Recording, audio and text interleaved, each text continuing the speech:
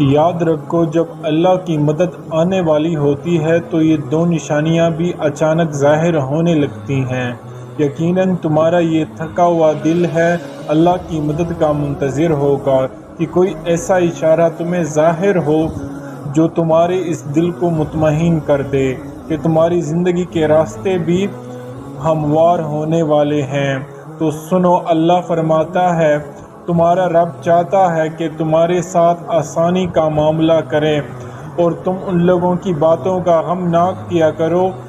کیونکہ تمام تر غلب اللہ کا ہے اور اس پر ایک چیز عیاں ہے، جو کچھ گزر چکا ہے اور جو کچھ موجودہ چل رہا ہے اور جو کچھ آنے والا ہے، وہ سب اس پر روشن ہے۔ اگر تمہاری زندگی کی چند اوقات خراب ہو گئے ہیں اور تم ڈپریشن کی طرف جا رہے ہو، بے سکون ہونے لگے ہو، تو جان رکھو کہ کچھ اوقات خراب ہو گئے، ہرگز یہ نہیں ہے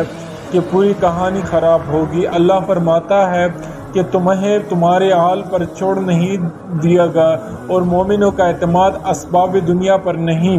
بلکہ اللہ پر ہونا چاہیے، اور بظاہر ماحول میں سازگار کی آثار نظر ثانی کریں،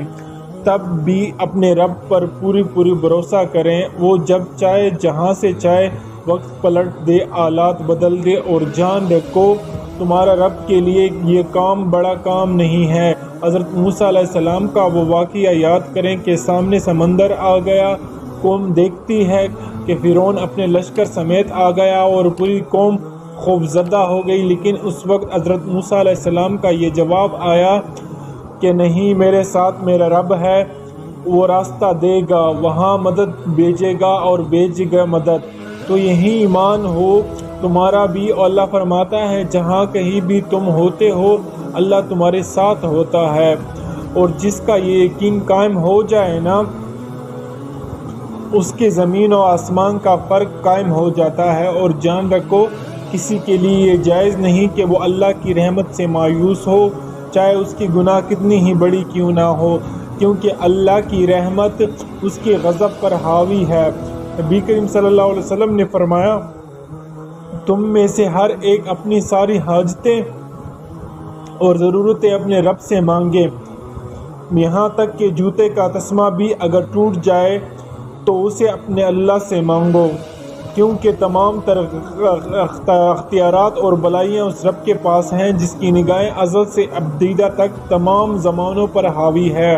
پر مسئلہ تب آتا ہے جب تم لوگوں سے توقع کرتے پھرتے ہو، ان کی توجہ اور احساس کے یاد رکھو، لہروں کے ساتھ لاشیں بہا کرتی ہیں، تیری ایک نہیں میرے رب فرماتا ہے۔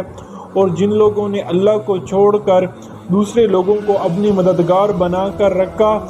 اور انہیں سے امید جڑی رکھی، اس کی مثال اس مکڑی جیسی ہے، وہ بھی ایک گھر بناتی ہے مگر سب سے کمزور گھر اس مکڑی کا ہوتا ہے۔ کاش کہ تم جانتے ہو کہ اللہ کی معیشت ساری معیشتوں پر غالب ہے، اور اس رب نے جو چیزیں تمہارے لیے بنائی ہیں